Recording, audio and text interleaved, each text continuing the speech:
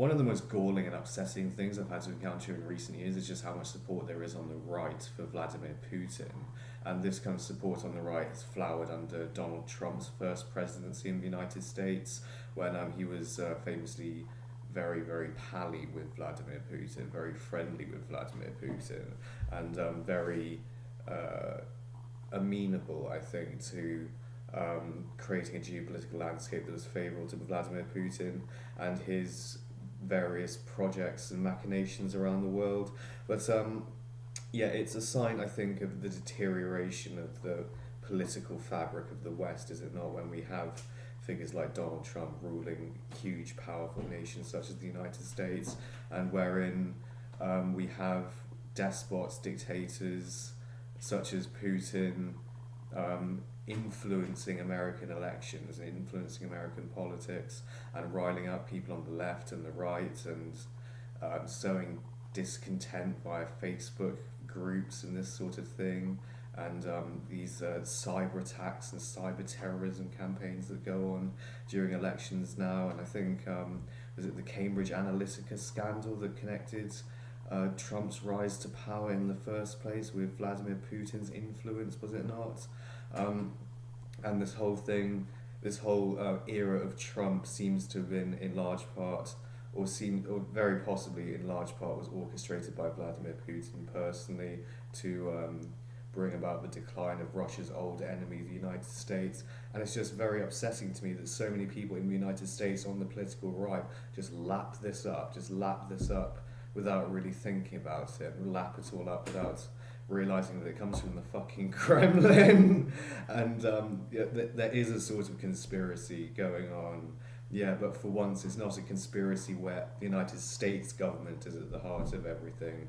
It's computer hackers in China and Russia trying to bring about the result that's favourable to them in a goddamn election.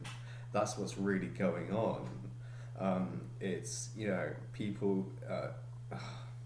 What's the word I'm looking for? Instigators. Yeah, it's instigators from Russia and China,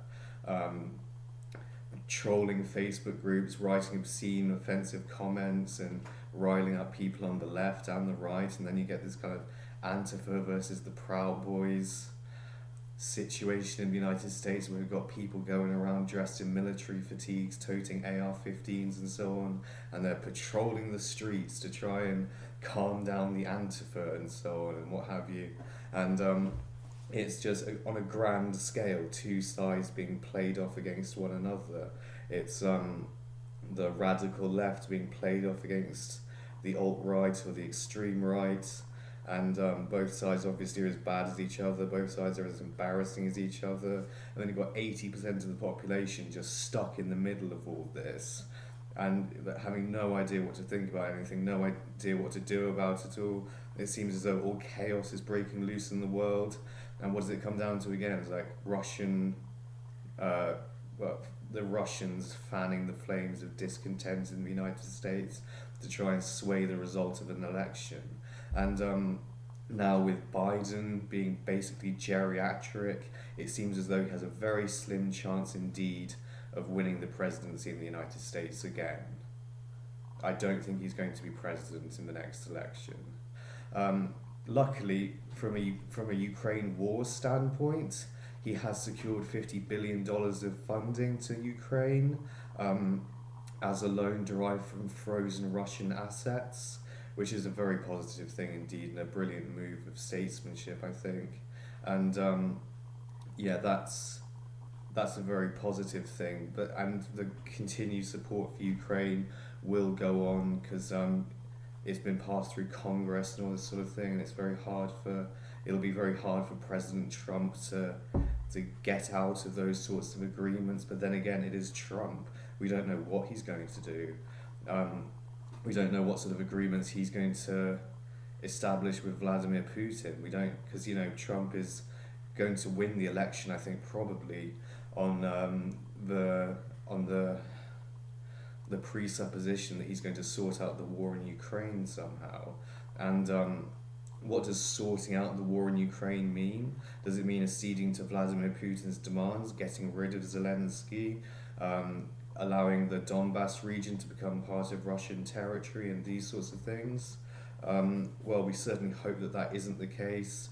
We certainly hope that Ukraine doesn't become like Belarus and a client state of the Russian Federation, which is what Vladimir Putin really wants. And the sort of disingenuous, idiotic, futile, dim-witted people on the right wing who believe that Vladimir Putin is somehow a saviour of modern day politics, or that he's some sort of great and venerable figure who we should respect and have obeisance to in everyday life, I think is completely wrong-headed, dumb to the very core of it, and represents every bad facet of politics that we want to avoid. It represents totalitarianism, bigotry, reactionary politics, these sorts of things. And Vladimir Putin wants to roll across Europe, basically. In an ideal world, this is what he'd do. He'd roll across Europe up to West Germany, or what was formerly East Germany even, establish a new Berlin Wall, and say this is the traditional sphere of influence of Russia. This is the traditional Soviet bloc. That's really, in an ideal world, what he wants to bring back. And from a right-wing American politics perspective, how does that make any sense that people on the right wing in American politics would support the Russians and Vladimir Putin? Are not the Russians, from a right-wing perspective, not the traditional enemies of the United States? Are they not still the enemies of the United States, considering what they get up to in the Cambridge Analytica scandal and their oblique or overt influence on American politics? It makes no fucking sense to me. It's just the most asinine, dangerous, dim-witted, harebrained, revolting, nasty, obscene, just short-sighted, atrocious, and horrifying political paradigm that I've ever seen instigated in any Western democracy. The Trump presidency. We haven't really had anyone quite like Trump in Britain, I don't think. Well, we had Boris Johnson. He might be kind of like a British Trump, but he's very much a Trump light, I think, from a political standpoint. I think he's nowhere near as bad as Donald Trump. And I don't know what's going to happen. It makes me terrified. It makes me terrified of nuclear holocaust. It makes me terrified actually that Trump is going to press the red button first when he realizes he's been hoodwinked by Vladimir Putin, and that relationship goes to shit or all falls apart eventually. His buddy routine with Putin, when that finally evaporates, I don't know what the fuck's going to happen. I really don't. But yeah, I mean, is it all going to end in nuclear Armageddon? It's possible. It's still possible. Putin said that he'd launch nukes if he loses the war in Ukraine. He said he'd nuke London. He said he'd nuke Kyiv. And the United States launching nukes with Trump in power, I don't see that as off the table. I don't see that as a possibility there that is unrealistic. But none of this makes any fucking sense from the traditional paradigms of liberal and conservative politics in the States at all.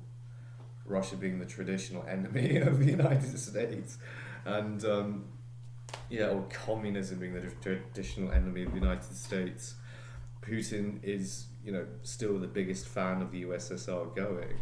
He still says that was the greatest tragedy of the 20th century, the fall of the Berlin Wall and the fall of the Soviet Union. But there we go. I mean, put your political chips where you may on whatever sphere of politics you think is most likely to bring about the utopia that we all want. somehow I don't think it's a Trump presidency. But then again, what do I know about fucking American politics compared to the average American? Maybe more than they do, I don't know.